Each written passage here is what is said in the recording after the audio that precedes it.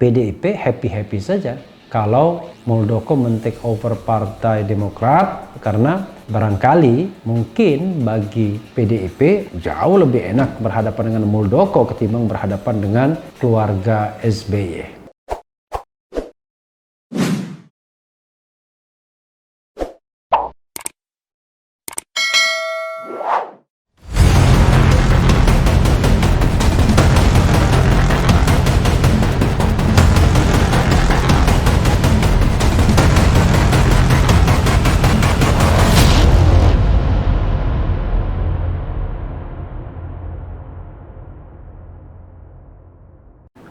Assalamualaikum warahmatullahi wabarakatuh, Sobat RH sekalian. Jumpa lagi kita di channel yang keren ini, Keren Cadas. Ada teman saya yang bilang ini meja pun dipukul katanya. Saya ingin membacakan ya soal ini beredar di mana-mana poster deklarasi dan dukungan Capres Cawapres 2024. Puan Maharani berpasangan dengan Muldoko ya. Disingkat apa ya? Puan Mul. Senin 29 Maret 2021 13.00 16.00 waktu Indonesia bagian Barat di The Royal Ballroom JW Marriott Hotel Surabaya. Luar biasa, tapi justru PDIP mengatakan risih poster Puan Muldoko beredar ganggu kewarasan ya. Jadi tidak salah kalau judulnya poster Puan Muldoko ganggu kewarasan. Karena ini statement dari PDIP sendiri. Kita bacakan ya. Jakarta, CNN Indonesia, politikus senior Partai Demokrasi Indonesia Perjuangan PDIP Hendrawan Supratikno risih dengan poster dukungan kepada pasangan Puan Maharani Muldoko untuk Pilpres 2024 yang beredar luas di media sosial. Saya juga mendapatkan dari beberapa pihak ya. Hendrawan memastikan partainya belum ada pembicaraan dari Puan terkait niatan menjadi calon presiden di 2024. Itu jelas-jelas hoax yang sengaja dibuat untuk mengganggu kewarasan kita, kata Hendrawan lewat pesan singkat kepada cnnindonesia.com Jumat 19 Maret. Hendrawan memastikan poster Puan Muldoko tak ada kaitannya dengan PDIP sebab ia menilai informasi dalam poster itu palsu ya. Anggota DPR RI fraksi PDIP ini yakin masyarakat tidak mempercayai poster Puan Muldoko. Ia berharap tak ada warga yang kembali menyebarkan poster tersebut. Jangan sampai narasi dan imajinasi politik kita disandra ilusi kambuhan, tandasnya. Keren juga ya pernyataannya. Jangan sampai narasi dan imajinasi disandra ilusi. Si semua ya. Terpisah, inisiator KLB Partai Demokrat Darmizal juga menyebut poster tersebut hoax. Ia memastikan Muldoko belum berpikir untuk melangkah di Pilpres 2024. Muldoko merupakan ketua umum Partai Demokrat yang ditetapkan lewat Kongres Luar Biasa KLB di Deli Serdang pada 5 Maret lalu. Kami meyakinkan kepada kader Partai Demokrat dan seluruh masyarakat di tanah air bahwa poster dan meme tersebut adalah hoax dan tidak perlu ditanggapi, ujar Darmizal. Poster yang dimaksud bertajuk deklarasi dan dukungan Capres Cawapres 2024. Puan sebagai Capres sementara Muldoko Cawapres. Terpampang foto kedua figur mengenakan kemeja putih ya, bukan kotak-kotak. Nanti kita tampilkan ya posternya. Dalam poster itu tertulis deklarasi digelar pada Senin 29 Maret di Hotel JW Marriott, Surabaya. Pro Bakti NKRI disebut sebagai penyelenggara acara. cnnindonesia.com coba menghubungi nomor yang tertera di poster itu, namun pemilik nomor menolak sambungan telepon. Lewat aplikasi Truecaller, nomor itu terdaftar atas nama Fawaz Relasi. Luar biasa ya. Poster itu cepat menjadi perhatian publik lantaran Muldoko juga disorot dalam beberapa waktu belakangan usai terlibat Kongres Luar Biasa Partai Demokrat yang disebut-sebut ilegal oleh Agus Harimurti Yudhoyono. Jadi sama dengan poster yang dibuat jadi kaos oleh Muhammad Kodari ya. Pasangan Jokowi Prabowo for 2024. Nah, ini sama juga ya. Dia sedang memasarkan ide memasangkan Jokowi Prabowo dengan alasan untuk stabilitas politik di 2024. Nah, ini malah ada pasangan Puan Maharani Muldoko. Sobat Era sekalian, ini menarik ya, karena dibantah oleh Demokrat kubu Muldoko, dibantah pula oleh PDIP. Lalu yang bikin ini siapa ya? Ini orang iseng, orang yang dengan skenario tertentu atau bagaimana? Tapi begini Sobat Era sekalian, bagaimanapun Muldoko dan Demokratnya memerlukan dukungan dari partai lain. Sebagaimana saya pernah analisis ya, sekali lagi analisis ya, tiba-tiba keluar Refli Harun menduga keterlibatan PDIP dan lain sebagainya. Padahal saya bicara tentang analisis siapa yang diuntungkan dengan take over Partai Demokrat. Nah, saya menganggap yang barangkali happy dengan take over Partai Demokrat ini adalah PDIP. Tapi ini sekali lagi analisis. Kenapa? Kalau partai lain barangkali mereka tidak ada urusan.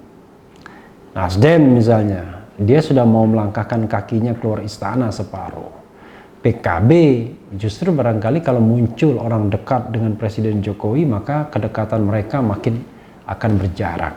P3 juga barangkali tidak begitu suka. Nah, PDIP sesungguhnya pasti tidak akan suka kalau ada orang kuat lagi di sekitar atau di dekat Presiden Jokowi dan potensial untuk menjadi calon presiden misalnya. Tapi di sisi lain kita tahu bahwa perseteruan Megawati dan SBY tidak pernah padam ya, walaupun tidak terbuka juga. Jadi diam tak kunjung padam ya, ibarat api dalam sekam. Ya mungkin tidak juga api dalam sekam, tapi intinya adalah kedua sosok ini tidak pernah bisa akur. Nah, dalam konteks tersebut ya saya menganalisis mengatakan bisa jadi PDIP happy-happy saja kalau Muldoko men-take over Partai Demokrat, karena barangkali, sekali lagi ini analisis, mungkin bagi PDIP jauh lebih enak berhadapan dengan Muldoko ketimbang berhadapan dengan keluarga SBY, AHY dan EBY di sana ya.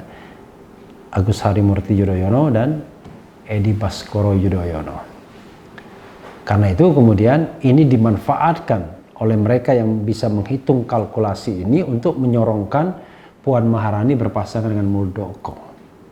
Padahal kalau kita lihat senioritas rasanya terbalik ya.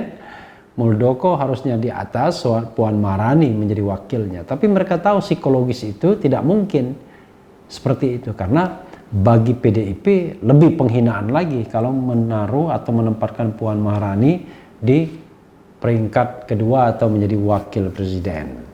Padahal tentu Muldoko sendiri berharap pada tahun 2024 tidak hanya tiket wakil presiden yang dia dapat, tapi jika mungkin tiket presiden. Makanya di Karni Ilyas Club ya, saya menganalisis kemungkinan besar bisa ada 3 pasangan calon seandainya take over ini memang berlangsung secara mulus dalam tanda kutip dan Muldoko menjadi ketua umum Partai Demokrat. Saya mengatakan ada koalisi istana yang kemungkinannya itu justru Prabowo Puan Maharani atau Ganjar Sandiaga Uno atau Puan Sandiaga Uno. Walaupun saya katakan alternatif ketiga ini for the time being pada saat ini tidak begitu kuat. Tapi alternatif Prabowo Puan sangat kuat karena Prabowo masih nomor 1 dalam survei. Ganjar Sandiaga masih kuat, kadang-kadang Ganjar menyodok Prabowo dalam survei. Saya membayangkan tergantung apakah nanti PDIP akan mendapatkan sebuah kenyataan atau fakta bahwa Ganjar nomor 1 ataukah Prabowo yang nomor 1 dalam survei terakhir. Nah, disitulah nanti barangkali Megawati akan menentukan pilihan apakah akan mendorong kadernya menjadi nomor 1 ataukah cukup kadernya nomor 2 tapi itu Puan Maharani. Jadi pilihannya adalah justru Puan bukan menjadi orang nomor 1 karena elektabilitasnya yang tidak terlalu tinggi, tapi justru menjadi orang nomor 2 dengan kemungkinan terpilih karena menggandeng mereka dengan elektabilitas tertinggi. Lalu calon nomor 2 saya bilang adalah calon dari koalisi separuh kakinya keluar istana. Yaitu bisa jadi hasil dari konvensi Partai Golkar dan mungkin saja Anies Baswedan di sana, karena ya yang dirayu dalam tanda kutip untuk ikut konvensi kan Anies Baswedan, Ridwan Kamil, Sandiaga Uno kalau mau, walaupun dia dari Partai Gerindra, dan juga Erick Thohir. Nah, dari 4 ini kita akan lihat siapa yang memiliki elektabilitas. Nanti digabungkan atau dipasangkan dengan Erlangga Hartarto, karena itulah yang ditawarkan Surya Paloh ketika bertemu Erlangga, konon begitu. Jadi Erlangga sudah pasti menjadi wakil presiden, presidennya hasil konvensi Partai Nasdem. Karena Nasdem tidak mungkin mengusung calon presiden sendiri. Dengan menguasai 59 kursi, Nasdem sesungguhnya membutuhkan berkoalisi dengan partai lain agar menjadi 115. Dengan Demokrat dia tidak bisa, dengan PKS tidak bisa, dengan Demokrat itu nyaris 113. Tapi kalau dengan Golkar yang memiliki 85 kursi sudah pasti bisa. Dengan Gerindra bisa, tapi Gerindra diperkirakan akan dengan PDIP. Nah, sahabat daerah sekalian, kalau misalnya Nasdem bergabung dengan Golkar, Puan Maharani atau Prabowo Puan Maharani, artinya Gerindra bergabung dengan PDIP, maka sesungguhnya masih ada 5 partai politik yang belum menentukan sikap. Ada PKB, ada P3, itu masih koalisi istana, ada PAN, ada PKS, dan ada Demokrat, 5 partai. Sahabat daerah sekalian, bukan tidak mungkin 5 partai sisa ini akan menghadirkan calon baru. Siapa itu? It could be possible Muldoko. Tentu dengan power yang baru dimiliki, dengan kekuatan finansial, dan dia akan menggandeng calon populer yang tidak terpakai di 2 koalisi ini. Kalau Ganjar tidak terpakai, bisa saja Muldoko Ganjar. Saya bilang begitu. Kalau Sandiaga Uno tidak terpakai, bisa jadi Muldoko Sandiaga Uno. Ridwan Kamil tidak terpakai, Muldoko Ridwan Kamil. Bisa juga Muldoko Erick Thohir. Tergantung nanti bagaimana konstelasi terakhirnya. Dan bukan tidak mungkin mereka menjadi kuda hitam. Sehingga nanti konstelasinya adalah Demokrat yang memiliki 54 kursi bisa menggandeng PKB yang memiliki 58 kursi, masih kurang, masih 112, dan menggandeng P3. Maka PAN saya katakan bisa ke koalisi Anies Baswedan, PKS juga mungkin ke koalisi Anies Baswedan yang beraroma kanan. Maka 3 calon itulah yang akan bertarung. Jadi alih-alih bahwa dia akan dipasangkan dengan Puan Maharani, prediksi saya berdasarkan hasil survei saat ini dari lembaga-lembaga survei yang ada, justru Muldoko bisa menjadi alternatif ketiga calon presiden. Dan bukan tidak mungkin Jokowi akan mendukung juga. Jadi Jokowi justru bukan mendukung koalisi istana, tapi mendukung koalisi yang istana juga tapi alternatif, ya. Jadi sobat RH sekalian, jadi sesungguhnya koalisi-koalisi itu koalisi istana semua, istananya pecah 3, kira-kira begitu ya. Pecah di jurusan PDIP, pecah di jurusan Nasdem, dan pecah di jurusan Muldoko. Tapi dengan syarat Muldoko bisa menguasai Partai Demokrat. AHY akan susah, ya, karena kita tahu konflik ini akan baru selesai 1 tahun ke depan. Untuk membangun partai baru rasanya sudah tidak mungkin lagi, maka AHY dan Muldoko akan berseteru untuk merebut kepemimpinan partai ini melalui jalan pengadilan. Bisa menggunakan petun, bisa menggunakan pengadilan negeri, tergantung nanti konteksnya. Tapi yang jelas, sobat era sekalian, ini jalan terjal yang tidak mudah dan pasti akan mengganggu persiapan mereka kalau mereka pengen menuju 2024. Hanya persoalannya, bagi Muldoko karena dia yang merebut, atau katakanlah dia yang diajak, dia tentu akan berusaha untuk mendapatkan sesuatu. Sementara AHY akan berusaha mempertahankan sesuatu. Jadi pilihannya begitu saja. AHY tidak punya pilihan lain, Muldoko sudah kepalang basah, maka pertarungan akan terjadi. Kembali lagi kepada poster Puan Muldoko ganggu kewarasan, ya saya pun merasa bahwa ini mengganggu kewarasan, dan menurut saya ini for the time being ya, ini bukanlah sebuah alternatif yang kira-kira punya peluang menang kalau seandainya pemilihan presiden dilakukan hari ini, entah besok. Tapi kalau entah besok, saya memprediksi justru peluang Muldoko yang bisa terus menanjak, sementara peluang Puan Maharani barangkali akan stagnan. Ya sederhana saja, karena dia dengan segala instrumentasi yang ada saat ini, toh dia tidak masuk 5 besar misalnya. Padahal dia sudah memegang jabatan sebagai ketua DPR yang harusnya membuat dia jauh lebih powerful dan populer. Selain putri mahkota dari partai pemenang pemilu dengan 128 kursi, Puan Maharani menduduki kursi ketua DPR yang artinya punya kesempatan untuk melakukan syiar kemana-mana. Tapi rupanya kepiawaian politik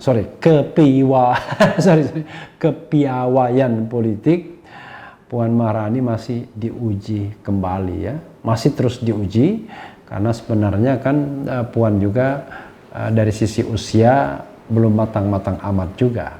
Usianya masih 40-an ya kalau tidak salah, belum 50-an.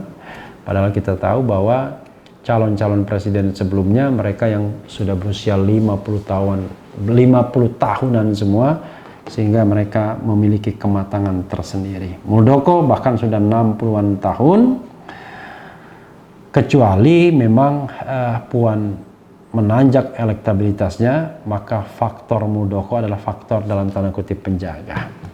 Tapi saya belum yakin dan tidak yakin ya dengan alternatif ini. Tetapi pasti siapapun yang membuat poster ini memperhitungkan, mempertimbangkan agar ada endorsement dari kawan sesama partai politik pendukung istana. Saya tidak tahu bagaimana ujung dari seteru AHY dan Muldoko ini. Yang jelas, kalau pengadilan yang harus menyelesaikan, maka pengadilan mungkin tidak steril, mungkin ya, karena kita mendapatkan pelajaran dari konflik sebelumnya. Kalau harus diselesaikan pada pemerintah, mungkin pemerintah subjektif. Ya kita tunggu saja. Yang jelas saya setuju dengan pendapat Hendrawan Supratikno bahwa Puan Muldoko for the time being ganggu kewarasan ya. Termasuk juga kasus Muldoko dan take over Partai Demokrat mengganggu kewarasan juga dalam sistem politik Indonesia, dalam upaya membangun politik Indonesia yang baik, berintegritas, demokratis, konstitusional, sesuai dengan nilai-nilai yang diakui bangsa beradab di dunia. Ya, sobat era sekalian, itu saja. Yang penting tetap di channel ini, karena di channel ini Anda akan dirayu, ditipu, dibaperin, dicecar, diober pula di jalur khusus. Karena channel ini adalah channel yang mengancam, memeras, dan membenci. Jangan lupa subscribe, like, comment, and share. Cheers.